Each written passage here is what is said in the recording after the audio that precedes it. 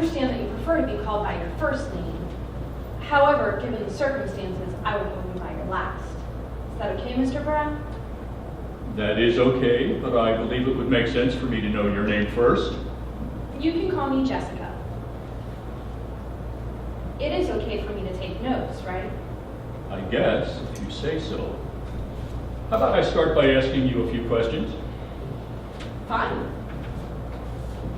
Why are you here today? Well, I think that's quite obvious.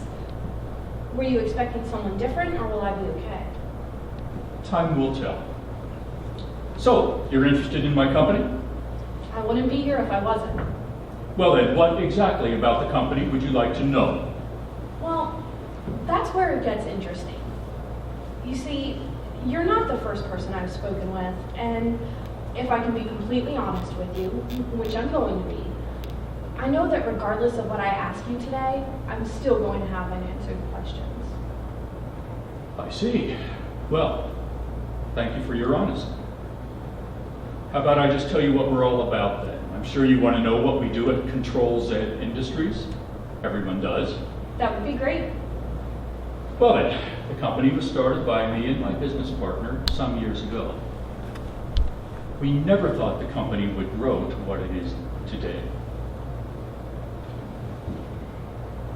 Originally, the thought was that we wanted to give families a second chance.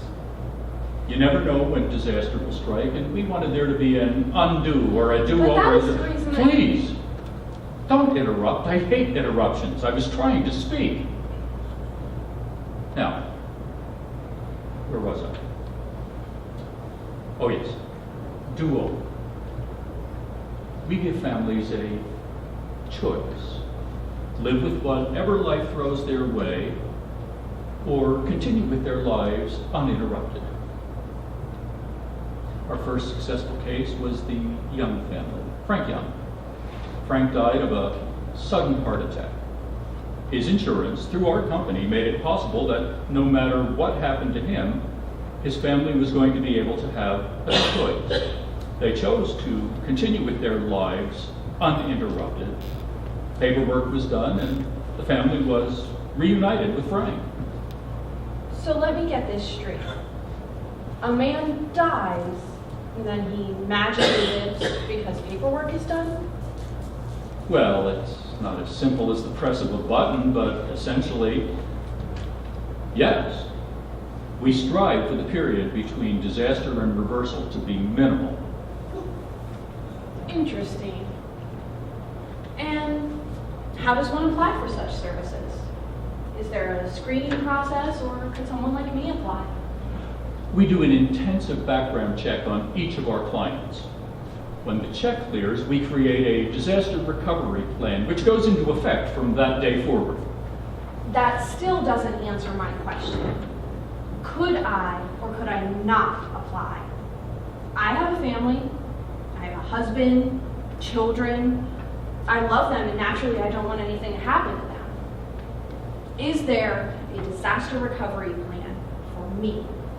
Well, I would say that decision is completely up to you. No client is ever forced or coerced to participate.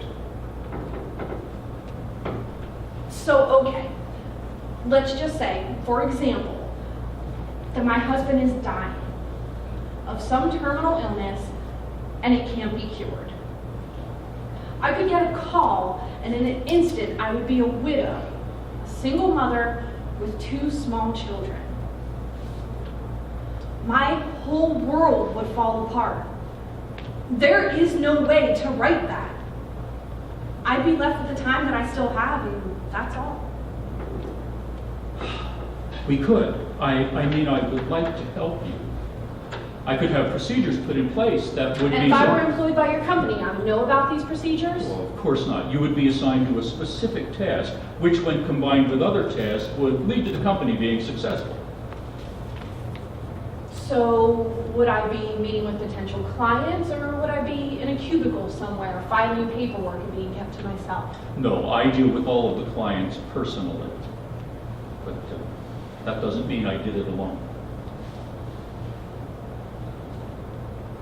So, okay, I've done some research of my own, Your company is quite controversial. You speak of choices and second chances, but that's not how most people view your company. Your website now states that you just recently expanded overseas. Does that mean that you're finally admitting to... What happened in South Africa is not a reflection of our whole company. Calm down. Now you've interrupted me, and I have been more than accommodating to you. I could have come in here asking all the questions I wanted, but instead, I allowed you to speak. I'm a decent human being, and that's more than I can say for you. You have no clue. You're just like the rest of those people with their signs and their banners. No choice. True life matters. True life. The truth is, life is a joke, a story to be told, and I was letting families pick their own endings. Their happy ending was just a signature away. Sure, I was playing God, as some of you may say, but I gave families money that needed it, and I gave families happiness that wanted it. Regardless of your initial intentions, your actions of late speak for themselves. You purchase human beings from poor, down-on-their-luck families, and through scientific experimentation, you turn them into genetic copies of your wealthy clients. What gives you the right to take a human life, transform it, and then pass him or her off to someone's family as though nothing ever happened? Nothing does. No one does. I chose to do this by myself. I made this happen by myself. No one can take it away. No, not just yet. I believe we have the answer we were looking for, but I would hate to interrupt Mr. Brown. I believe he has more to say. Do you have anything to say for yourself? I've said enough. I don't regret for a second my actions. I take nothing back. I would redo anything and everything over again.